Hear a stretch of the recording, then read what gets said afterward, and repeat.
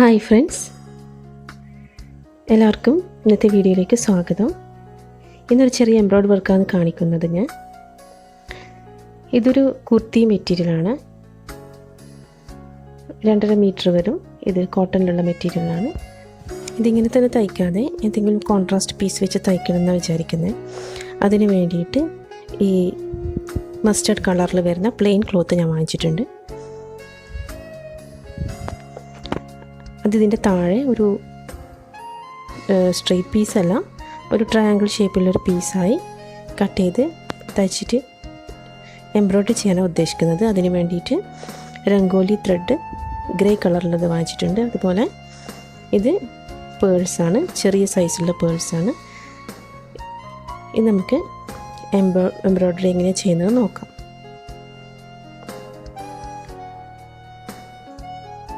ഇത് കട്ട് ചെയ്ത പീസാണ്. അത് എംബ്രോയ്ഡറി റിങ്ങിൽ ഉറപ്പിച്ച് വെച്ചിട്ടുണ്ട്. അപ്പോൾ ഇങ്ങനെ സ്റ്റിച്ച് ചെയ്യാത്ത പീസാവുമ്പോൾ ചുളിവുകൾ വന്ന് അത് നല്ല വലിഞ്ഞ് നിൽക്കാതിരിക്കും. അപ്പോൾ നമുക്ക് ഇങ്ങനെ ചെയ്യാൻ പറ്റും. ഇതിൻ്റെ ചെറിയ ചെറിയ സ്റ്റിച്ച് കൊടുത്താൽ എംബ്രോയ്ഡറിങ് ചുറ്റും ഇങ്ങനെ കൊടുത്താൽ നമുക്ക് ഫുള്ളും എംബ്രോയ്ഡറി റിങ് ഫുള്ളായിട്ട് തുണിയില്ല ആ ഒരു എഫക്റ്റ് തന്നെ കിട്ടും. സുഖമായിട്ട് നമുക്ക് എംബ്രോയ്ഡറി ചെയ്യാം. ഇത് എല്ലാം ചെയ്ത് കഴിഞ്ഞതിന് ശേഷം നമുക്ക് കട്ട് ചെയ്തിട്ട് തുണി പുറത്തേക്ക് എടുത്താൽ മതി.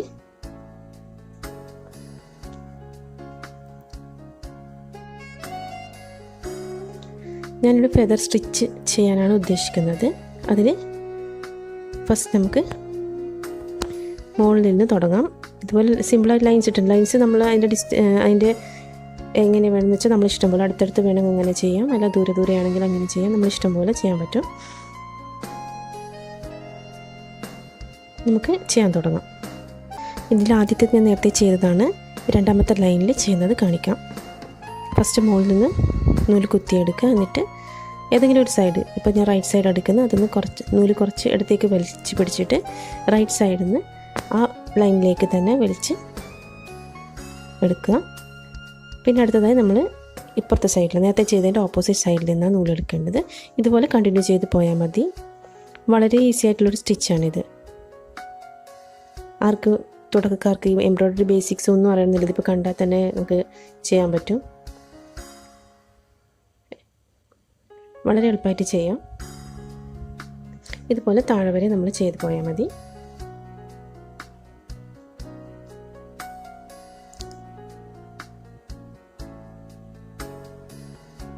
ഓരോ സ്റ്റിച്ചും കുത്തിയെടുക്കുമ്പോൾ അതിൻ്റെ ദൂരം വ്യത്യസ്തമായി പോകരുത്. കറക്റ്റായിട്ട് എടുക്കണം. അത് നോക്കി നോക്കി ചെയ്താൽ മതി.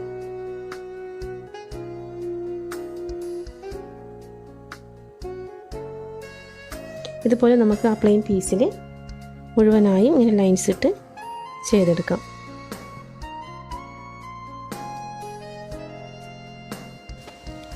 ഇപ്പോൾ ചെയ്ത് കഴിയാറായി. ഇത് മുഴുവനായി ചെയ്ത് കഴിഞ്ഞു. ഇനി നമുക്ക് ഇതിൻ്റെ ഓരോ മുള്ളു പോലുള്ള ആ ഭാഗത്തും ഓരോ പേൾ വെച്ച് പിടിപ്പിക്കാം. അതിന് വേണ്ടിയിട്ട് ചെറിയ സൈസിലുള്ള ചെറിയതല്ല മീഡിയം സൈസിലുള്ള പേളാണ് എടുത്തിട്ടുള്ളത്. അത് നമുക്ക് സാധാരണ നൂലും സൂചിയും ഉപയോഗിച്ച് നമുക്ക് ഓരോന്നിനും വെച്ച് പിടിപ്പിക്കാം. പ്ലെയിൻ ക്ലോത്ത് ഏതാണോ അതേ കളറിലുള്ള നൂലെടുക്കാൻ ശ്രദ്ധിക്കണം.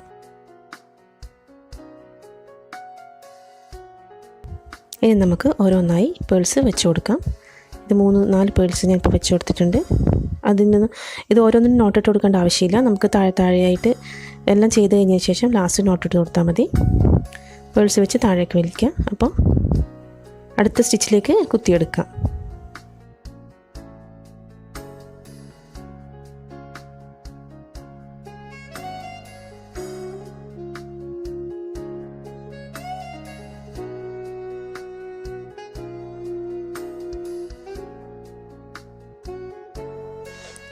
രണ്ട് ലൈൻസും ഇതാ മുഴുവനായി ചെയ്ത് കഴിഞ്ഞിട്ടുണ്ട്.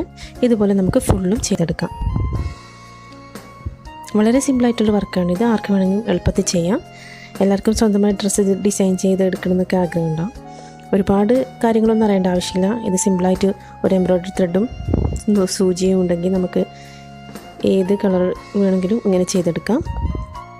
ഇത് ചെയ്തതിന് ശേഷമുള്ള ഫൈനൽ ലുക്ക് ഞാൻ കാണിച്ചു തരാം. ഈ ക്ലോത്തിൻ്റെ താഴെ ഈ ട്രയാങ്കിൾ ഷേപ്പിൽ ആ ക്ലോത്ത് ഉള്ളത് സാധാരണ കുർത്തി പോലെ തന്നെ കട്ട് ചെയ്തെടുത്ത് ആ ഭാഗം കട്ട് ചെയ്ത് കളഞ്ഞ് അതേ അളവിൽ പ്ലെയിൻ ക്ലോത്ത് കട്ട് ചെയ്തെടുത്തിട്ടുള്ളത് അതിങ്ങനെ വെച്ച് പിടിപ്പിച്ചിട്ടുണ്ട്. എല്ലാവർക്കും വീഡിയോ ഇഷ്ടമായെന്ന് വിചാരിക്കുന്നു.